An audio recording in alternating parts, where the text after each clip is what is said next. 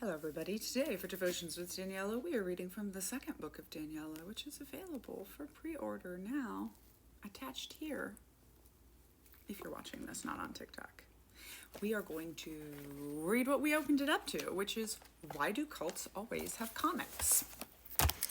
The combination of words and pictures is a powerful tool for propaganda because it engages both the rational and emotional parts of the brain, reinforcing messages more effectively than words or images alone.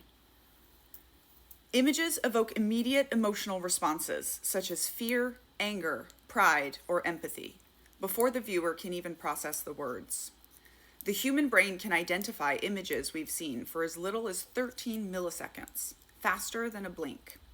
And when both visual and verbal channels in the brain are activated simultaneously, a phenomenon called dual coding, our understanding, engagement, and recall increase.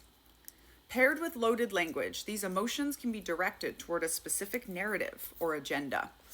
A single phrase may not leave a lasting impression, but when reinforced by a striking image, the message becomes more memorable. Repeated exposure strengthens associations, making ideas feel like common sense rather than constructed rhetoric. Propaganda often reduces complex topics to easily digestible visuals, such as caricatures, symbols, or dramatic photographs, that fit neatly into a pre-existing worldview. Words then guide interpretation, ensuring the audience takes away the intended message. One of the most egregious examples was Joseph Goebbels' Nazi propaganda. Anti-Semitic slogans were paired with posters depicting Jewish people with exaggerated, grotesque features, portraying them as threats to society and justifying discriminatory policies and violence. Today, political memes on social media have perfected this technique, pairing images with short, emotionally charged text that can spread rapidly via algorithms, reinforcing messages without requiring deep engagement. While some memes are harmless entertainment, others play a role in spreading extremist ideology. As Aaron Grace of the Nebraska Examiner explains, experts are concerned about a subset of memes and the role they play in spreading extremist ideology and potentially radicalizing consumers to violence. By condensing complex, harmful ideologies into simple visuals, these memes can normalize and mainstream dehumanization. Their viral nature and coded messaging make extremist memes more dangerous. Grace further says that although extremist memes may start in the dark fringes of the internet, they often move into the mainstream, where, when people object, creators and sharers use the cartoonish, comedic nature of memes as plausible deniability. I was just kidding.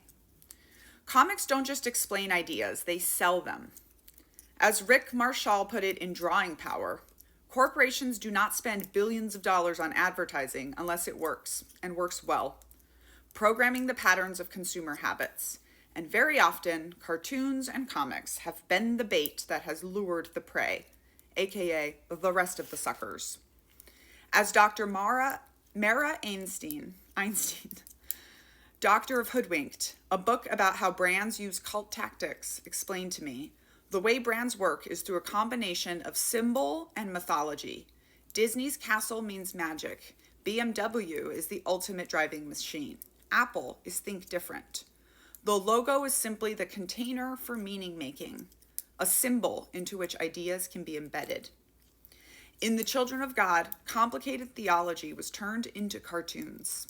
Simple, engaging, and easy to remember. My stepfather spent, in partnership with former Fleetwood Mac guitarist Jeremy Spencer, spent his life drawing cult comics, which we handed out worldwide. These weren't just teaching tools, they were recruiting tools. Rebranding extreme beliefs with playful images softened their impact, making them feel fun and approachable. It's about selling extremism with a smile. Mainstream religious groups frequently employ this technique. The LDS Church, for example, uses an animated short to explain that polygamy's origins in their early theology. Instead of addressing the harm polygamy caused, the cartoon frames it as a righteous, divinely inspired practice. Just another part of God's plan. Even the Republican doc said, what? I liked the polygamy cartoon. By turning a controversial history into a kid-friendly story, the church ensures young members accept it without question.